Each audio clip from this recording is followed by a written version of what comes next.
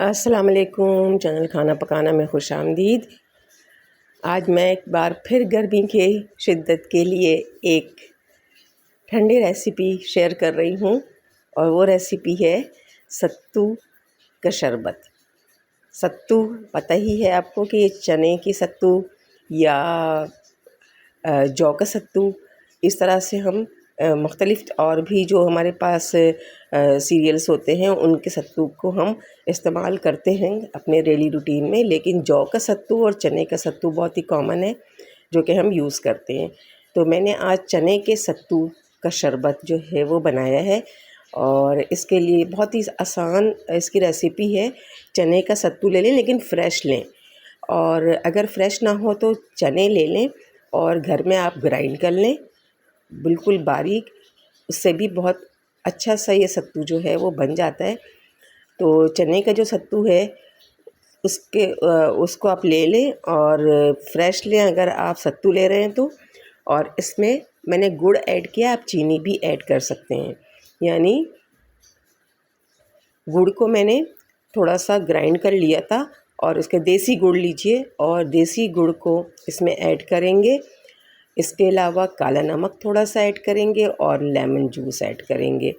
अच्छा, ये सब चीज़ें जो हैं वो अपने टेस्ट के हिसाब से ऐड कर लें। जितना आपको मीठा चाहिए आप उस हिसाब से शुगर ऐड कर लें या गुड़ ऐड कर लें।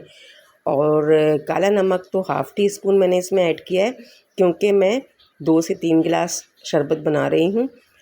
और लेमन जूस मैंने इसमें 2 टेबल स्पून के करीब इस्तेमाल किया है। लेकिन लेमन भी आप थोड़ा सा ज़्यादा या कम कर सकते हैं अपने टेस्ट के मुताबिक। मीठा और खट्टा ये दोनों टेस्ट जो है वो आप अपने टेस्ट के मुताबिक रख सकती हैं।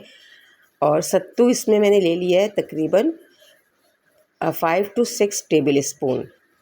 इस तरह से मैंने सत्तू को लिया है और इसको ग्राइंड कर लिया। पहले मैंने गुड़ को, चूँकि ग्राइंड करना बहुत ज़रूरी होता है, अगर शुगर हो तो आप ग्राइंड ना भी करें तो चल जाएगा, लेकिन गुड़ को ग्राइंड करना ज़रूरी होता है। तो मैंने गुड़ को ग्राइंड कर लिया था थोड़ा सा, यानी कि ब्लेंडर में डाल के ब्लेंड कर लिया अच्छी तरह से। पहले ग्राइंड किया था फिर ब्लेंड कर लिया और इसके बाद पानी मैंने उसमें 1 गिलास डाल दिया था। उसके बाद जो है वो इसे निकाल कर इसमें बर्फ़ ऐड कर लें और ये सत्तू ऐड करके उसको अच्छी तरह से मिक्स कर लेंगे, बहुत अच्छी तरह से। ये देखें इसकी कंसिस्टेंसी, बर्फ़ डालेंगे। अच्छा, अगर आपको बिल्कुल चिल्ड चाहिए तो पानी इसमें मज़ीद ना डालें, आप इसमें सिर्फ बर्फ़ डाल लें इसके साथ।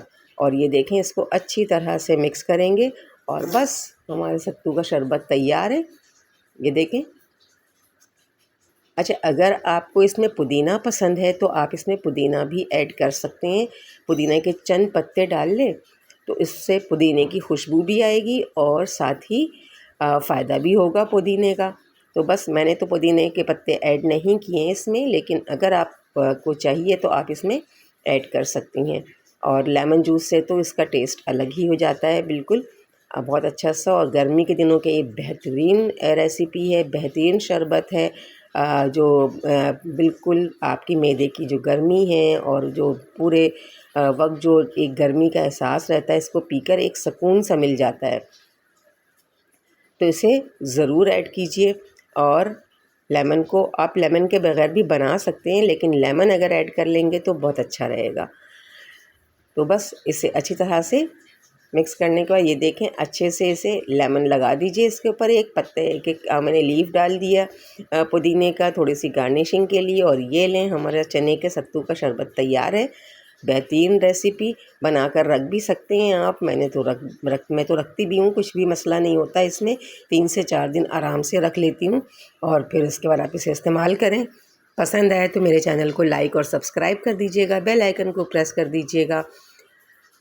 मिलते हैं नेक्स्ट वीडियो में किसी ऐसी ही रेसिपी के साथ। अल्लाह हाफिज़।